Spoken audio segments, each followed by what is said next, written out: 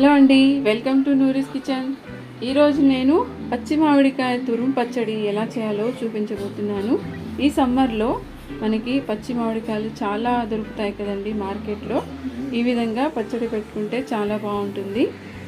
అందరికీ తెలిసే ఉంటుంది, తెలియని వాళ్ళ కోసం చూపిస్తున్నాను. ముందుగా పచ్చి మామిడికాయలు తీసుకొని శుభ్రంగా కడిగి బట్టతో తుడిచి ఈ విధంగా తొక్క తీసి పెట్టుకోవాలి. నేను 3 చిన్న మామిడికాయలు తీసుకున్నాను, 1 పెద్దది తీసుకున్నానండి. నా దగ్గర ఉన్న వాటితో నేను చేస్తున్నాను. ఇప్పుడు మామిడికాయల్ని మనం తురుముకోవాలండి. ఈ విధంగా పొడవుగా రావాలండి, అప్పుడే చూడడానికి బాగుంటుంది.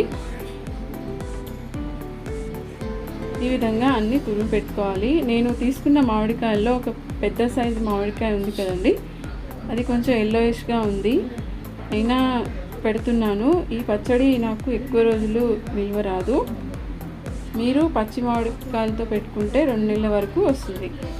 తర్వాత స్టవ్ మీద ప్యాన్ పెట్టుకొని అందులో 1 స్పూను మెంతులు వేసుకోవాలి. ఈ మెంతులు వేసుకున్న తర్వాత కలర్ చేంజ్ అయ్యే వరకు వేయించుకోవాలండి. బ్రౌన్ కలర్ రావాలి, చూసారా? ఈ కలర్ వచ్చే వరకు వేయించుకొని ఆ తర్వాత 2 స్పూన్ల ఆవాలు వేసుకోవాలి. ఆవాలు ముందే వేసుకోకూడదండి, ముందే వేసుకుంటే కాలిపోతాయి అన్నమాట. ఈ ఆవాలు కూడా వేసాక చిటపడలాడే వరకు ఇలా వేయించుకొని ఒక ప్లేట్లో తీసి పెట్టుకోవాలండి.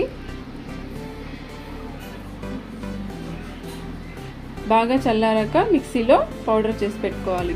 ఆ తర్వాత ఒక బౌల్ తీసుకొని మనం తురిమి పెట్టుకున్న మామిడికాయల్ని కొలుచుకోవాలన్నమాట.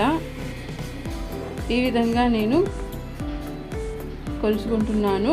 నాకు 3.5 కప్పుల మామిడికాయ తురుము వచ్చింది. ఇప్పుడు అందులోకి కారం 1 కప్పుకి 1 స్పూన్ తక్కువ వేసుకుంటున్నానండి. అలాగే 3/4 కప్పు ఉప్పు వేసుకుంటున్నానండి. కల్లుప్పు మిక్సీలో ఇలా మిక్సీ చేసుకుని మెత్తగా వేసుకోవాలి.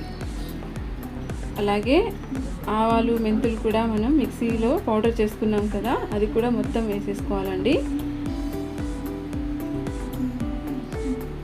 ఈ పచ్చడికి కల్లుప్పు వాడితేనే టేస్ట్ అనేది బాగుంటుంది. ఇవన్నీ వేసాక బాగా కలుపుకోవాలి.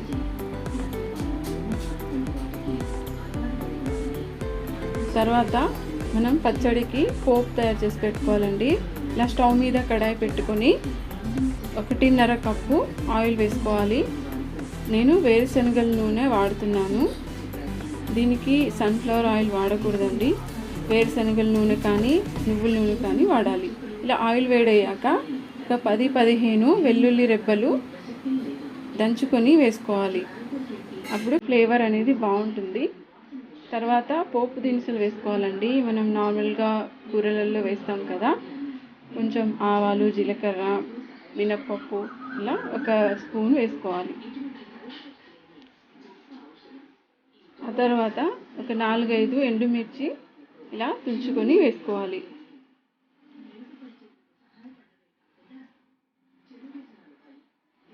అలాగే 1/2 టీ స్పూను ఇంగువ వేసుకోవాలండి. ఇంగువ వేయడం వల్ల పచ్చడి చాలా రుచిగా ఉంటుంది. ఆ తర్వాత చివరిగా కొంచెం కరివేపాకు వేసుకొని స్టవ్ ఆఫ్ చేసేసుకోవాలి. అలాగే మంటని పెట్టకూడదండి, పోపు అంతా కాలిపోతుందన్నమాట. ఇలాగా స్టవ్ ఆఫ్ చేశాక ఆ వేడిలోనే ఇవన్నీ ఫ్రై అయిపోతాయి. ఇప్పుడు ఈ ఆయిల్ని బాగా చల్లారి పెట్టుకోవాలండి. బాగా చల్లారిపోయాక మన పచ్చడిలో ఈ ఆయిల్ అంతా వేసుకోవాలి.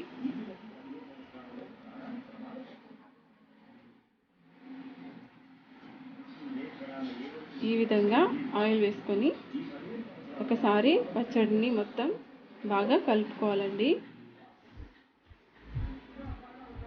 ఆయిల్ ఎక్కువలా అనిపిస్తుంది, కానీ మొత్తం కలిపాక చూడండి పచ్చడి అంతా ఆయిల్ని అబ్జర్వ్ చేసుకుంటుంది. ఒకసారి ఉప్పు కారం చూసుకోవాలండి, తక్కువ ఉంటే వేసుకోవాలి. నేనైతే కారం తక్కువైందని 2 స్పూన్లు వేసుకున్నానండి. అంతేనండి, చూసారా? మామిడికాయ తురుము పచ్చడి చాలా ఈజీగా చేసుకోవచ్చు. చాలా చాలా టేస్టీగా ఉంటుంది. ఈ మామిడికాయ పచ్చడి అన్నంలోకి వేడివేడిగా అన్నంలోకి చాలా బాగుంటుంది. ఇంకా దోశలలోకి అన్నిట్లో బాగుంటుంది. ఈ వీడియో మీకు నచ్చినట్టయితే లైక్ చేయండి, షేర్ చేయండి అండ్ సబ్స్క్రైబ్ చేసుకోండి ఫ్రెండ్స్.